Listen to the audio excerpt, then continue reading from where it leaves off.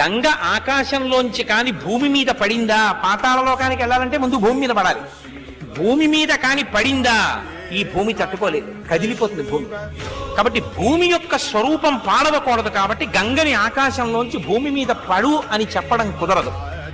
కానీ నేను నీకు ఒక మార్గం చెప్తాను. అలా పడాలి అంటే భూమి మీద నిలబడి గంగ పడుతున్నప్పుడు తల మీద పట్టి విడిచిపెట్టగలిగిన వాడు ఉండాలి. అలా పట్టి విడిచిపెట్టగలిగిన వాడు ఒక్కడే ఉన్నాడు ఈ సమస్త బ్రహ్మాండములో.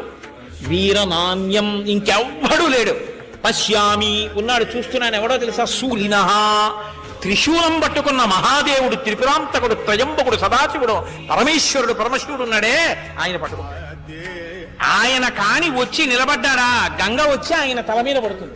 ఆయన తల మీద పడితే ఆయన తట్టుకోగలడు, భూమి కూడా తట్టుకోగలదు. ఆయన తల నుంచి కింద పడుతుంది.